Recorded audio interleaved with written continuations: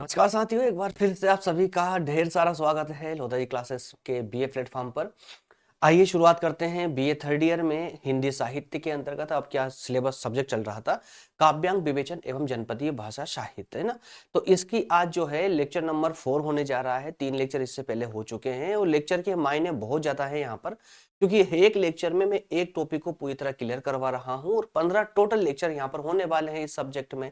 और 15 ऐसे वैसे टॉपिक नहीं बल्कि मॉडल टॉपिक होने वाले हैं। मॉडल पेपर 2026 में जो क्वेश्चन देने वाला हूँ, 15 क्वेश्चन, उन हर 15 क्वेश्चन के आंसर के रूप में जो है मैं यहाँ पर सेशन लेकर के आया हूँ आप लोगों के लिए। तो अगर आप ये 15 टॉपिक कंटिन्यूअसली टॉपिक कवर कर लेते हैं तो मैं गारंटी से बोलता हूं इस विषय में कुछ और अलग से पढ़ने की जरूरत आपको नहीं पड़ेगी। किसी भी क्वेश्चन को अलग से करने की जरूरत नहीं पड़ेगी। बस 15 सेशन में मेरे साथ में पूरी ईमानदारी और पूरे फोकस के साथ में बने रहिएगा, है ना। तो आज का जो कॉन्सेप्ट होने जा रहा है उसमें हम बात करेंगे काव्य हेतु की। बिल्कुल आसान भाषा में बात करने वाले हैं ताकि हर एक बच्चे को बहुत इजीली समझ आने लगेगी, ठीक है ना। तो इसमें बहुत ज्यादा उलझन वाला कोई कॉन्सेप्ट नहीं है ये। काव्य हेतु का अर्थ समझेंगे और उसके बाद काव्य हेतु के प्रकार देखने वाले हैं। इसके साथ ही हमारा कॉन्सेप्ट पूरी तरह क्लियर हो जाएगा ये। लेकिन इसके अलावा भी बहुत सारी चीजें हैं जो ट्रांसपेरेंसी के लिए, पारदर्शिता के लिए जानना बहुत जरूरी है, क्योंकि यूट्यूब तो अपने आप में एक महासागर है। यहाँ पर जो है एक काम के वीडियो निकालना ही अपने आप में बड़ा हार्डवर्क होता है ना। तो कौन सा वीडियो आपका काम का हो सकता है, तो इन सब के लिए ना मैं आपको जो ट्रांसपेरेंसी देता हूँ सेशन को स्टार्ट करने से पहले कि ये आपके यूज का है कि नहीं, काम का है कि नहीं, है ना। तो मैं स्टार्टिंग में ही आप लोगों को 1-2 मिनट लेकर के पूरा इंट्रो के माध्यम से सब कुछ बताते हुए चलूंगा। चलिए, तो जो बच्चे हैं जो पहली बार सेशन में आए हैं उनको मैं बता दूं कि जब रिक्वायरमेंट लाने से पहले कि सर आप ये सब्जेक्ट पढ़ा दीजिए या कोई भी सब्जेक्ट जो अभी तक नहीं पढ़ाया गया है या आपके अनुसार नहीं पढ़ाया गया है मैंने। अब चूंकि मैं अभी यहाँ हिंदी साहित्य ले रहा हूँ तो हो सकता है कि आप फाउंडेशन के लिए आप किसी के सब्जेक्ट के लिए कमेंट कर दे कि सर फाउंडेशन में इंग्लिश पढ़ा दीजिए, हिंदी पढ़ा दीजिए या फिर इकोनॉमी पढ़ा दीजिए या कोई सा भी अन्य सब्जेक्ट। तो एक बार दोस्तों इस चैनल की प्लेलिस्ट में जाकर के देखिए, क्योंकि जो सब्जेक्ट आप मांग रहे हैं ना वो सब्जेक्ट ऑलरेडी पढ़ा दिया गया है। तो अगर आप प्लेलिस्ट में जाकर के देखोगे तो वहां बहुत सारे सब्जेक्ट आपको आसानी से देखने को मिल जाएंगे। उनमें सर्च कीजिए आपको जो सब्जेक्ट चाहिए वो पढ़ाया है या नहीं पढ़ाया। नहीं पढ़ाया हो तो कमेंट कीजिए, क्योंकि आप समझते हैं ना कि एक साथ में एक अकेला टीचर जो है, अब यहाँ पर बीए में 60 से ज्यादा सब्जेक्ट हैं, अलग अलग यूनिवर्सिटियों को लेकर के चलेंगे तो सारे सब्जेक्टों को मैं एक साथ तो पढ़ा नहीं सकता ना। एक सब्जेक्ट कंप्लीट होगा उसके बाद ही दूसरा सब्जेक्ट ले सकते हैं। अब कोई सब्जेक्ट में 3-4 लेक्चर हो गए उसको छोड़ दिए, मजा नहीं आता ना उसमें ना, क्योंकि बहुत सारे बच्चे फिर तो डिस्टर्ब हो जाते हैं। तो प्लेलिस्ट में जरूर जाइएगा, वहां पर देखिए कौन सा सब्जेक्ट आपको चाहिए। वो वहां नहीं मिले तब आप कमेंट कीजिए कि सर ये सब्जेक्ट आप लेकर के जाइए, ये अभी तक आपने नहीं पढ़ाया है। क्लियर है। प्रज्ञान इनसाइड एकेडमी का नाम चेंज हो चुका है, प्रज्ञान न्यूज कर दिया गया है। यहाँ पर कॉम्पिटेटिव एग्जाम का कंटेंट तो अवेलेबल है ही, साथ ही साथ में मैं डेली आपको न्यूज भी प्रोवाइड कर रहा हूँ। तो आप इस चैनल पर जाकर के एक बार विजिट कर सकते हैं, डिस्क्रिप्शन में लिंक दी गई है। और ये है आपकी आईएमपी नोट्स। जी हाँ, अगर ये नोट्स आपने पढ़ ली, इसमें मैं 15 + 10 क्वेश्चन, 15 क्वेश्चन दीर्घ प्रकृति के और 10 क्वेश्चन लघु प्रकृति के, है ना, क्वेश्चन, और उसके बाद उनके जस्ट कस्टमाइज्ड करके आंसर दिए गए हैं। आंसर बिल्कुल स्ट्रेटजी के साथ लिखा गया है ताकि आप लोगों को किसी भी तरह की तकलीफ ना आए, आसानी से समझ आ जाए। ये नोट्स आपको पीडीएफ के रूप में नोट्स मिलने वाले हैं, लेकिन कैसे मिलेंगे ये सेशन के मैं लास्ट में बताऊंगा। और हिंदी साहित्य के अलावा फाउंडेशन के नोट्स भी अवेलेबल है। जिन दोस्तों को भी चाहिए थोड़ा सा सेशन के एंड तक रुक के रहिएगा, मैं आपको लास्ट में बताने वाला हूँ कैसे आपको ये नोट्स मिलने वाले हैं, ठीक है ना। चलिए, ये आपका सिलेबस है जिसके अकॉर्डिंग मैं आपकी क्लासेस ले रहा हूँ, ठीक है। तो कंफ्यूज मत होइएगा।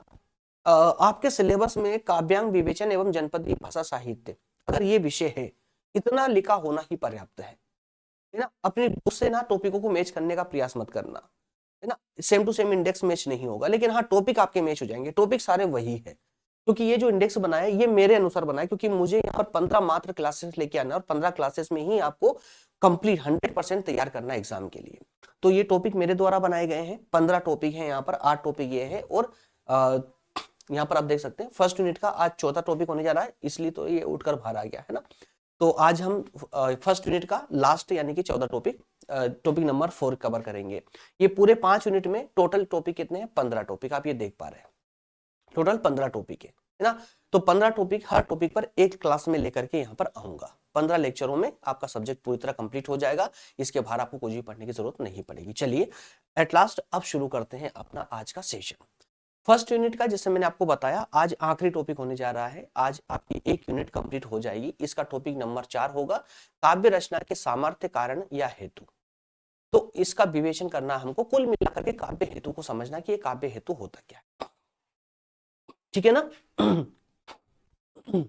चलिए, तो यहां पर टेबल ऑफ कंटेंट में जरा देख लेते हैं आज क्या क्या पढ़ने वाले हैं। तो टॉपिक नंबर 1 में, पॉइंट नंबर 1 में सबसे पहले हम देखेंगे काव्य हेतु का क्या अर्थ होता है।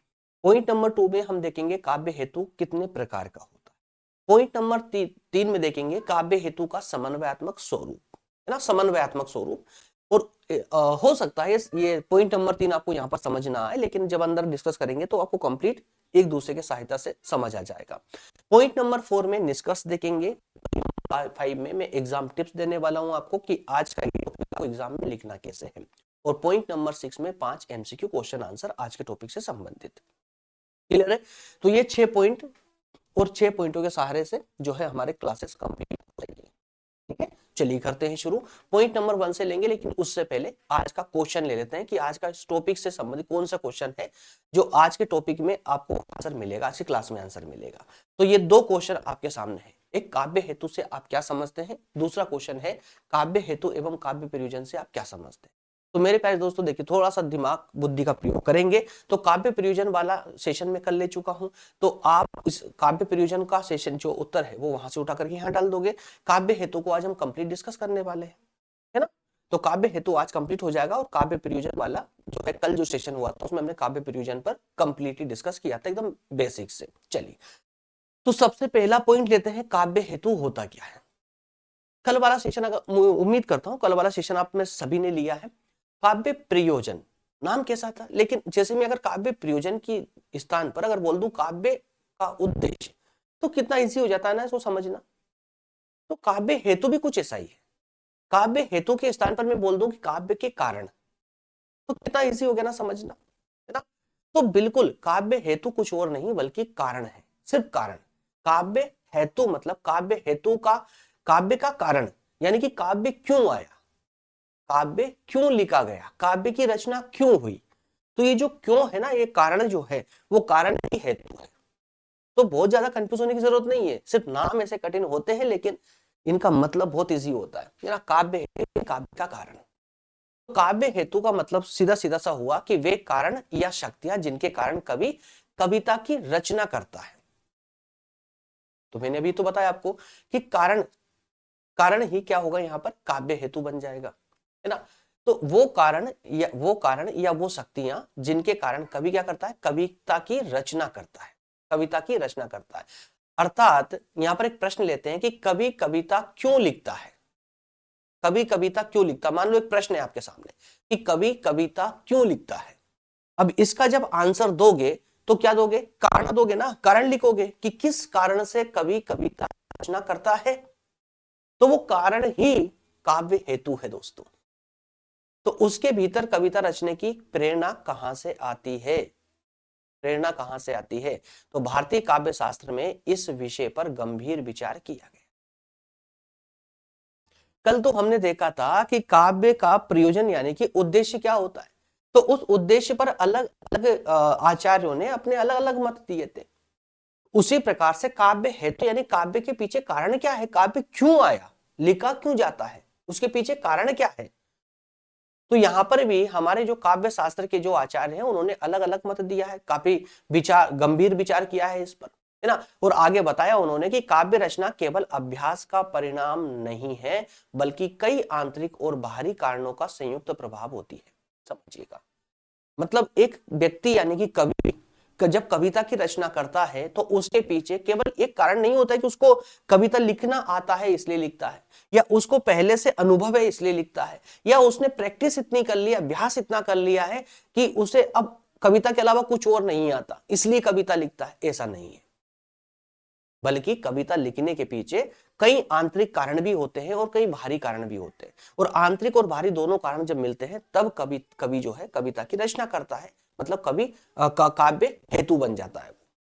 तो संस्कृत आचार्यों ने काव्य रचना के लिए कुछ आवश्यक तत्व बताए हैं, कुछ आवश्यक तत्व है ना काव्य हेतु के लिए, और इन आवश्यक तत्वों को ही काव्य हेतु कहा गया।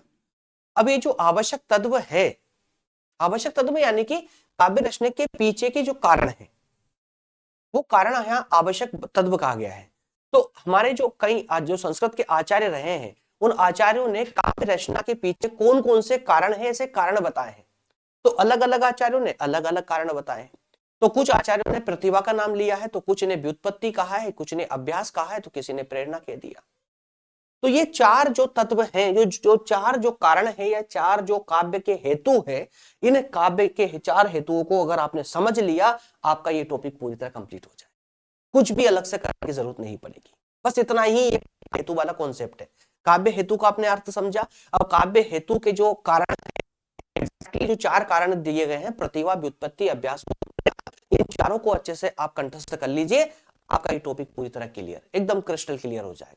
तो चलिए एक एक करके इन चारों को भी कंफर्म क्लियर कर लेते हैं, है ना। तो आइए पॉइंट नंबर सेकंड में हमें देखना था काव्य हेतु के प्रकार। काव्य हेतु के प्रकार में सबसे पहले कौन सा था? प्रतिभा। मैं फिर से दिखा दूं आपको, प्रतिभा याद रखिएगा, प्रतिभा, फिर उसके बाद व्युत्पत्ति, फिर अभ्यास और फिर प्रेरणा। प्रेरणा को हम भावावेग भी बोलते हैं, भाव का आवेग, भावावेग, ठीक है ना। तो सबसे पहले हम यहाँ पर प्रतिभा को क्लियर कर लेते हैं। दरअसल प्रतिभा क्या है? प्रतिभा जो है ना, ये काव्य रचना का सबसे महत्वपूर्ण हेतु मानी गई है। तो हेतु जब भी आए ना, तब कंफ्यूज मत होना, हेतु मतलब वही कारण है ना। अब कंफ्यूज मत होइएगा, हेतु सुनकर के दिमाग कहीं और लेकर मत जाने की अपेक्षा अब हेतु के स्थान पर कारण, लेकिन लिखना नहीं है। समझने के लिए मैंने आपको कारण बोला है कि जहां जहां पर हेतु लिखा हुआ आए उसको कारण समझिए, लेकिन जब आपका पेन चले ना, तो हेतु के स्थान पर हेतु ही लिखना है, ताकि आपकी जो प्रोफेशनल लैंग्वेज है ना, वो परिवर्तित ना हो, बदले नहीं। ये अच्छे नंबर प्राप्त करने की ट्रिक होती है, याद रखिएगा ना। तो प्रतिभा जो है काव्य रचना का सबसे महत्वपूर्ण हेतु मानी गई है। प्रतिभा का क्या मतलब होता है? तो कवि जो है, कवि की जन्मजात सृजनात्मक शक्ति, प्रतिभा है ना, टैलेंट कहां से आता है? तो प्रतिभा का कहा गया है कि ये जन्मजात होती है, प्रतिभा जन्मजात होती है। कवि की जन्मजात एक उसके पास एक शक्ति होती है जिससे वो कविता की रचना करता है। तो ये वो क्षमता होती है, एक विशेष क्षमता होती है जिससे कवि जो है ना, नए नए भावों की कल्पना करता है। अब होता है ना, कुछ लोगों में कल्पना शक्ति ज्यादा होती है। अब वो कल्पना शक्ति जो ज्यादा होती है, वो कई लोगों में जन्मजात होती है, इसलिए वो जन्मजात, अब कल्पना शक्ति की शक्ति ज्यादा है उसके पास, तो वो कवि बनता है, तो अच्छी अच्छी कल्पनाएं कर पाता है ना। और उन कल्पनाओं को सुंदर शब्दों में ढाल पाता है। और जो व्यक्ति अपनी कल्पनाओं को अच्छे शब्दों में ढाल पाए, प्रभावित करने वाले शब्दों में ढाल पाए, आकर्षित करने वाले शब्दों में ढाल पाए, उसी को तो हम कवि कहेंगे, है ना। नहीं तो वो कवि ही किस काम का, जिसके पास कल्पना शक्ति तो है, लेकिन वो अच्छे शब्दों में अपनी कल्पनाओं को ढाल नहीं पा रहा है ना। तो यहां पर आचार्य मम्मट ने कहा है, एक परिभाषा दी है इस प्रतिभा की। क्या परिभाषा दी है, जरा आइए पढ़ के देखते हैं। आचार्य मम्मट के अनुसार प्रतिभा वह शक्ति है जिससे कवि नवीन और रमणीय काव्य की रचना करता है। कितनी सिंपल से परिभाषा। ये परिभाषाएं सिर्फ यहां पर लिखने के लिए नहीं है, एग्जाम में आपके यूज करने के लिए परिभाषा है। अभी जब लास्ट में एग्जाम टिप में आपको दूंगा ना, तो वहां पर बताऊंगा कि आपको कैसे आंसर राइटिंग करना है, और आंसर राइटिंग बिल्कुल इसी फॉर्मेट में करना है, कोई अलग से नहीं जाना है। मैं पीपीटी को इसी स्टाइल में बना करके लाता हूं, ताकि आप लोगों को एक हैबिट सी हो जाए कि आपको पढ़ना कैसे, लिखना कैसे। जब इस स्टाइल में आप पढ़ोगे ना, तो इसी स्टाइल में वहां पर लिख कर आओगे, कुछ भी बदलाव नहीं करना है, यही स्टाइल रखनी है लिखने की, अगर अच्छे नंबर चाहते हो आप तो, है ना। तो काव्य हेतु के प्रकारों में सबसे पहले प्रतिभा, प्रतिभा को पहले आप डिस्क्राइब करोगे, उसके बाद में फिर नेक्स्ट, है ना, कारण को ले लोगे, हेतु को ले लोगे।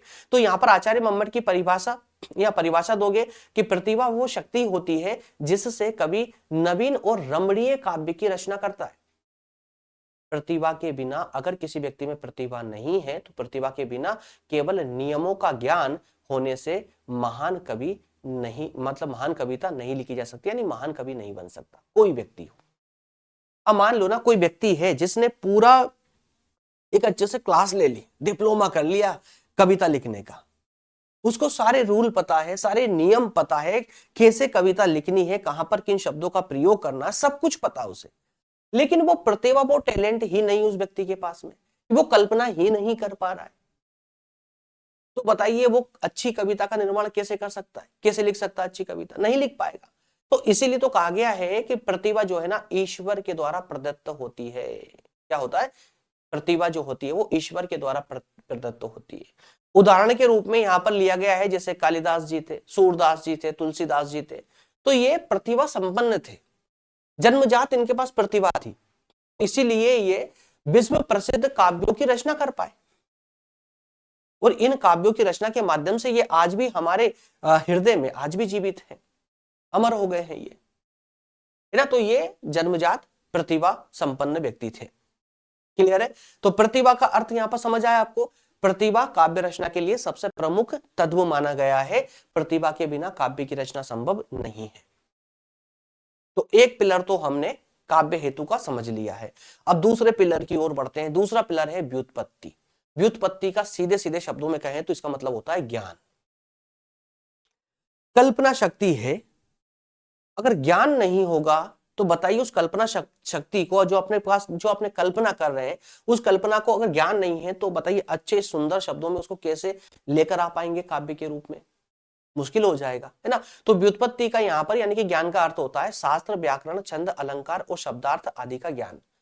अब सोचिए ना कि अगर आपके पास में प्रतिभा है, बाकी सब कुछ है, लेकिन ज्ञान नहीं है, शास्त्रों का नॉलेज नहीं है, व्याकरण, छंद, अलंकार या शब्दों के अर्थ का आपको पता नहीं है, तो बताइए क्या आप अपनी कल्पना को इन सुंदर शब्दों मतलब आकर्षित करने वाले शब्दों में काव्य के रूप में लेकर आ पाओगे? नहीं लिख पाओगे। वो लिखने का प्रयास करोगे तो कुछ ऐसी कविताएं लिख जाओगे जिसमें किसी को इंटरेस्ट नहीं होगा। और साहित्य का तो अर्थ ही होता है भाई, काव्य का तो मतलब ही है जहां रस झलकना चाहिए। रस नहीं होगा तो काव्य का कोई मतलब ही नहीं होगा वहां पर। जब कविता को या किसी भी काव्य, महाकाव्य को या कुछ भी नाटक है ना, या जो भी अन्य गद्य की विधाएं होती उनको पढ़ने में जब तक रस की प्राप्ति ना हो तो वो काव्य काव्य नहीं कहला सकता। इसीलिए कहा गया है कि व्युत्पत्ति का भी काव्य हेतु में एक प्रमुख स्थान होता है। या शास्त्र, व्याकरण, छंद, अलंकार या शब्दों के अर्थ का ज्ञान होना बहुत जरूरी है। यह काव्य रचना का दूसरा महत्वपूर्ण हेतु माना गया है। काव्य रचना का दूसरा महत्वपूर्ण हेतु, पहला प्रतिभा। तो व्युत्पत्ति से यानी ज्ञान से कवि को यह समझ में आता है कि क्या समझ आता है भैया? तो देखिए सुनिए इसको इसे ध्यान से। जब कवि के पास में ज्ञान होता है, व्युत्पत्ति होती है, तब वो समझता है कि शब्दों का सही प्रयोग कैसे किया जाए। अब प्रतिभा से मैंने बताया आपको, कल्पना शक्ति तो बहुत अच्छी है, कल्पना कर पा रहा है व्यक्ति, लेकिन किस शब्दों में उस कल्पना को लेकर के आना है वो ज्ञान नहीं होगा तो अच्छे काव्य की रचना नहीं कर पाएगा, है ना।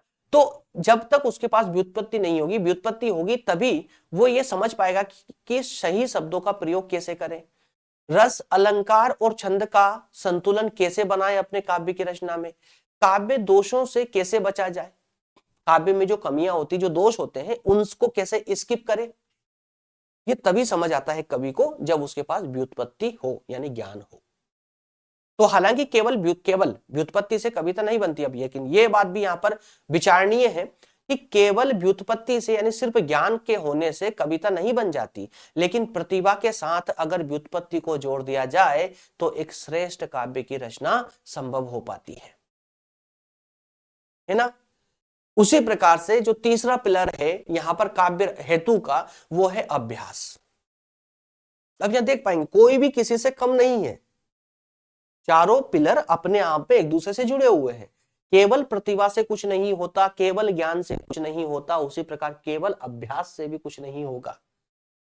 जब ये आपस में जुड़ करके आएंगे तभी एक श्रेष्ठ काव्य की रचना हो सकती है। अभ्यास का अर्थ होता है निरंतर। अभ्यास का अर्थ आपको क्या ही बताऊं, आप तो खुद ही छात्र हैं, आपको खुद पता है कि अभ्यास क्या होता है और अभ्यास का कितना महत्व है प्रत्येक क्षेत्र में, है ना। तो निरंतर लेखन, निरंतर पाठन, काव्य की रचना का अभ्यास मतलब निरंतर लिखते रहने से क्या होगा।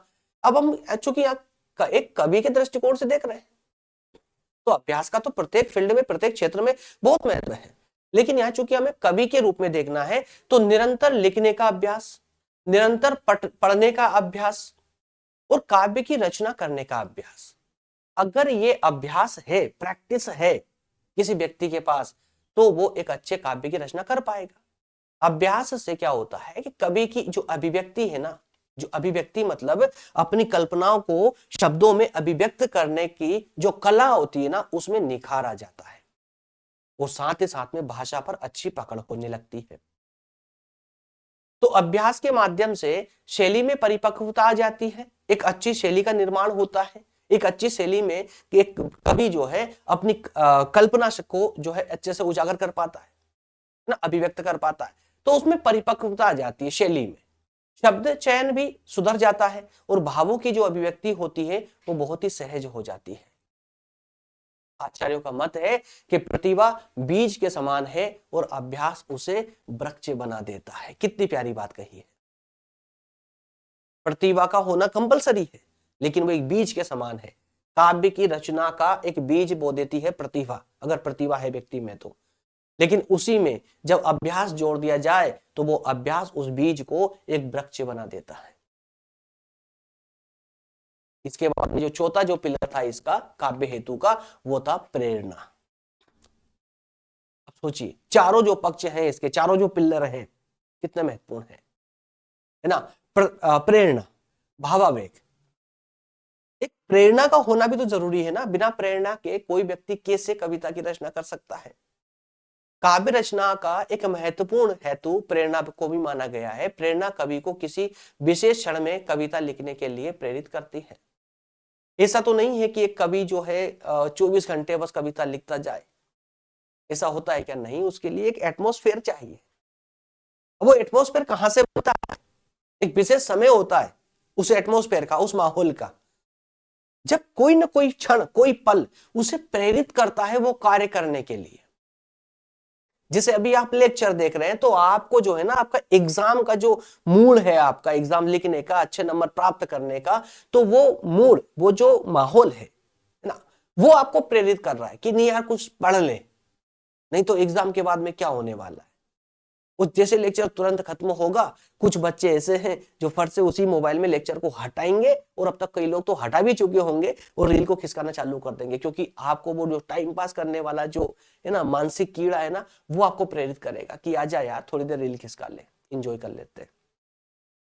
तो हर कार्य के पीछे कोई ना कोई हेतु होता है जो आपको प्रेरित करता है। उसी प्रकार से कवि के पास भी एक हेतु होता है प्रेरणा के रूप में, जो उसको प्रेरित करता है कविता की रचना करने के लिए।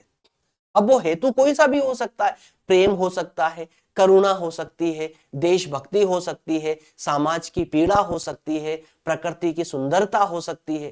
कोई सा भी हेतु हो सकता है जो एक व्यक्ति को प्रेरित करे, है ना, जो एक कवि को प्रेरित करे कविता की रचना करने के लिए। यहां पर आपको एक बात ध्यान रखनी होती है दोस्तों, जब आप हिंदी साहित्य पढ़ रहे होते हैं ना, एक ध्यान ये रखना होता है कि जैसे मैंने आपको अभी कहा कि एक प्रेरणा की आवश्यकता होती है, तो मैंने छात्रों के रूप में, एक सामान्य व्यक्ति के रूप में जो उदाहरण लिया कि क्लास को हटाकर रील खिसकाना, है ना, ये सब आपके समझने के लिए। लेकिन जब आप लिखने बैठते हो ना, तो आपको हिंदी के जगत में, जैसे आप हिंदी में अभी हम कवि की बात कर रहे हैं, तो कवि का ही उदाहरण लेना है कि कवि किस चीज से प्रेरित होता है, उसी का उदाहरण लेकर आपको चलना है। तो कवि कविता के लिए किससे प्रेरित होगा? उसके अंदर कोई प्रेम का कोई भाव है जो उमड़ रहा है, तो वो उसको प्रेरित करेगा कविता लिखने के लिए। या किसी के प्रति उसके अंदर करुणा भरी हुई है तो उसके अंदर वो भाव आएगा। या देशभक्ति की कोई पीड़ा है या कोई हर्षोल्लास का समय है तो वो उसको प्रेरित करेगा कि मैं देशभक्ति पर कोई अच्छी सी कविता लिखूं। या सामाजिक कोई पीड़ा से ग्रसित है, उसको उसने देख लिया और बड़ा ही बहुत ज्यादा रौद्र भाव उसके अंदर आ चुका है, तो वो सामाजिक पीड़ा पर एक कविता लिखेगा। या प्रकृति की सुंदरता को उसने देख लिया हो, इन सबसे प्रेरित होकर के ही जो एक अच्छी कविता की रचना करेगा। तो जैसे उसके अंदर भाव उत्पन्न हो सकते हैं, है ना, ऐसी ही वो कविता को जन्म देता है, उसकी रचना करता है। जब कवि का मन किसी गहरे भाव से भर जाता है तब काव्य स्वतः ही फूट पड़ता है। वो काव्य वही तो होता है, कवि वही तो होता है। अरे कवि के अंदर जो उसमें ये चारों भाव होते हैं, जो चारों तत्व होते हैं, तो तभी एक अच्छी कविता का निर्माण हो सकता है, रचना हो सकता है ना।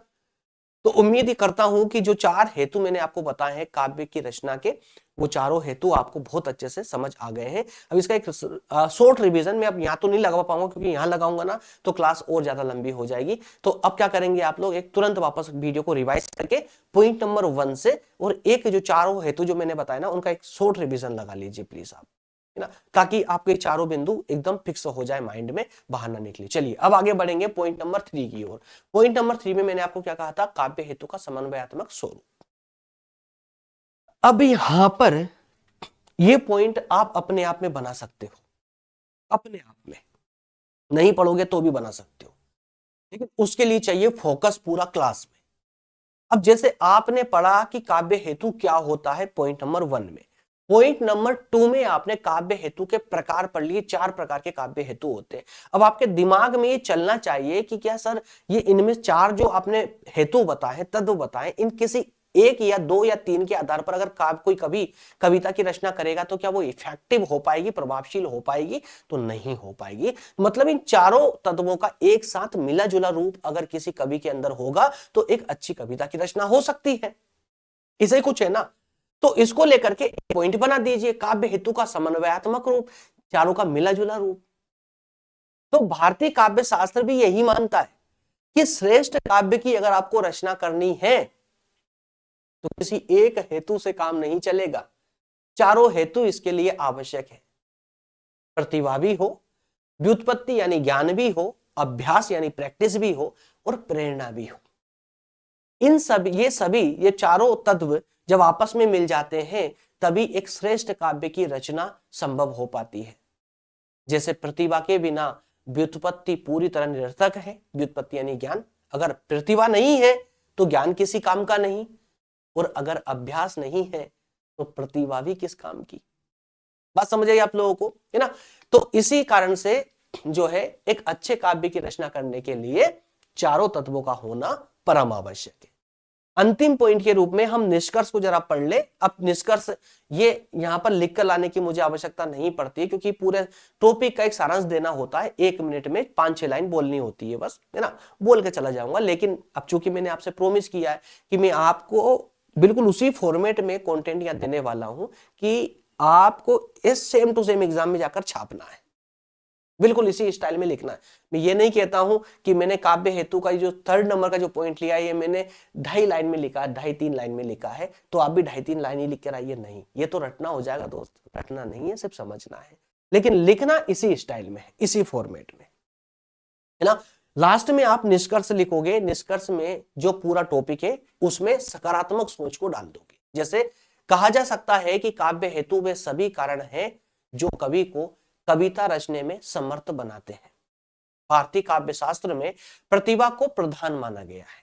ध्यान रखिएगा, प्रतिभा क्या है? प्रधान है, एक बीज के रूप में माना है अपने प्रतिभा को, प्रतिभा का होना परम आवश्यक है। तो भारतीय काव्य शास्त्र में प्रतिभा को प्रधान माना गया है, लेकिन व्युत्पत्ति, अभ्यास और प्रेरणा को भी आवश्यक स्वीकार किया गया है। इन्हीं के सामंजस्य से एक महान और प्रभावशाली काव्य की रचना संभव हो पाती है। ये छोटा सा निष्कर्ष लिख दिया हमने, आपका आंसर हो गया कंप्लीट। अब काव्य हेतु में कुछ भी अलग से पढ़ने की जरूरत नहीं है। अब बात कर लेते हैं जरा कि मान लेते हैं कि आपका जो है एग्जाम में ये टॉपिक आ गया, क्वेश्चन जो मैंने आपको बताया वो आ गया, तो आपको आंसर राइटिंग कैसे करना है, एक एग्जाम ट्रिक जो ट्रिक है वो भी आप थोड़ा सा सुन के जाइएगा, है ना। सबसे पहले आप क्या करेंगे, उत्तर की शुरुआत में, जैसा मैं हमेशा आप लोगों को बताता हूं कि एक तो आप उत्तर की शुरुआत में काव्य हेतु की यहां पर परिभाषा देंगे, या तो पहले पॉइंट पर परिभाषा लिखेंगे, या व्याख्या लिखेंगे, या काव्य हेतु का अर्थ लिखेंगे। माफ कीजिएगा, अर्थ नहीं, या तो व्याख्या, भूमिका, या फिर परिभाषा। इन 3 पॉइंट, तीनों में से किसी एक पॉइंट से आप शुरुआत करेंगे, पहले नंबर का पॉइंट होगा आपका।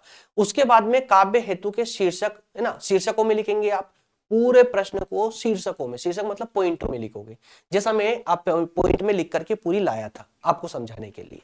बिल्कुल इसी प्रकार से पॉइंट टू पॉइंट आप आगे बढ़ेंगे। वो प्रत्येक हेतु का सरल अर्थ 2 या 3 पंक्तियों में व्याख्या के रूप में आप करने वाले हैं। बहुत ज्यादा नहीं भरना है। पता चला कि आपने जो है एक प्रतिभा लिख दिया, प्रतिभा को पूरे एक पेज में भर दिया, ऐसा नहीं करना दोस्त। कॉपी भरने पर फोकस नहीं करना है, बल्कि प्रश्न के अच्छे उत्तर की ओर फोकस करना है। अच्छा उत्तर आप कैसे लिख सकते हैं उस पर फोकस होना चाहिए आप लोगों का, है ना। तो काव्य हेतु जो 4 मैंने आपको हेतु बताए हैं, चारों हेतु को हेडिंग डालेंगे और 4, 5 या 6 लाइन मैक्सिमम, 7, 8 लाइन भी कर सकते हो आप, इससे ज्यादा मत कीजिएगा, है ना, मजा नहीं आएगा, है ना, उसका नेगेटिव इफेक्ट पड़ता है।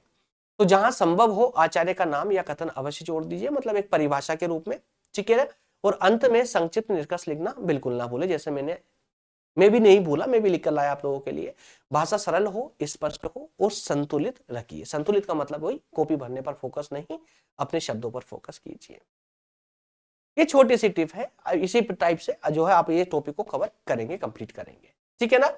चलिए अब जरा बात कर लेते हैं उन 5 एमसीक्यूज की जो आज के इस टॉपिक से जुड़े हुए हैं, काव्य हेतु से जुड़े हुए। पहला प्रश्न है, काव्य हेतु शब्द का क्या अर्थ है।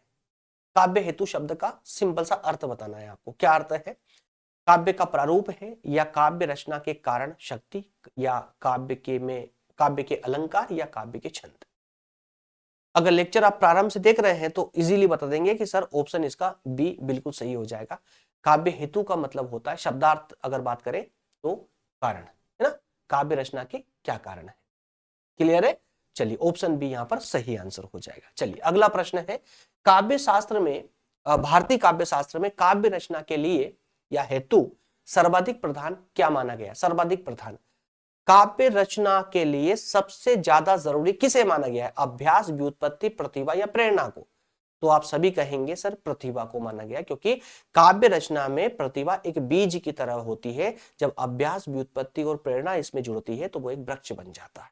इसलिए ऑप्शन सी यहां पर बिल्कुल सही आंसर हो जाएगा, ठीक है। प्रश्न नंबर 3 को देखिए जरा। प्रश्न नंबर 3 कहता है, निम्न में से कौन सा काव्य हेतु व्याकरण, छंद और अलंकार जैसे शास्त्रीय ज्ञान से संबंधित है। कौन सा काव्य हेतु जिसमें व्याकरण, छंद, अलंकार इनसे संबंधित है। प्रतिभा, अभ्यास, प्रेरणा या व्युत्पत्ति। क्या होगा, ऑप्शन यहां पर डी सही होगा, है ना। व्युत्पत्ति यानी ज्ञान, यहां पर आपको व्याकरण का ज्ञान होना चाहिए, छंद, अलंकार आदि का ज्ञान होना चाहिए एक अच्छे काव्य की रचना करने के लिए। वही प्रश्न नंबर 4 है, काव्य हेतु में अभ्यास का मुख्य उद्देश्य कौन सा है। अभ्यास का जन्मजात सृजनात्मक शक्ति, तो ये तो प्रतिभा के साथ ऐसा होता है ना। भाषा और शिल्प पर पकड़ मजबूत, तो क्या होगा भाई, अभ्यास करोगे तो क्या होगा, भाषा शिल्प पर पकड़ मजबूत होगी। रचना का विषय चुनना या पाठक का ध्यान आकर्षित करना, तो जब अभ्यास करोगे तो भाषा पर भी आपकी पकड़ मजबूत होगी, शिल्प कला पर भी आपकी पकड़ मजबूत होगी। ऑप्शन बी यहां पर सही आंसर हो जाएगा। आखिरी प्रश्न है आज के सीरीज का, निम्न में से कौन सा केवल हेतु काव्य हेतु नहीं है। केवल काव्य हेतु नहीं है, कौन सा, बल्कि काव्य शक्ति को विकसित करने का उपाय है। काव्य शक्ति को विकसित करने का उपाय, प्रतिभा, व्युत्पत्ति, अभ्यास, प्रेरणा। तो यहां देखिए काव्य हेतु नहीं है, इसका मतलब नहीं काव्य हेतु ही नहीं है, केवल काव्य हेतु नहीं है। काव्य हेतु तो है ही, साथ ही साथ में काव्य की शक्ति को विकसित करने का उपाय भी है। कौन है वो, प्रतिभा, व्युत्पत्ति, अभ्यास या प्रेरणा। तो दोस्तों यहां पर हो जाएगा अभ्यास। जब अभ्यास करोगे तो काव्य के कई अलग अलग पिलरों पर, कई अलग अलग क्षेत्रों पर उसकी पकड़ अच्छी मजबूत हो जाती है, जिससे काव्य शक्ति भी विकसित होने लगती है। ऑप्शन यहां पर सी करेक्ट हो जाए, प्रैक्टिस। क्लियर।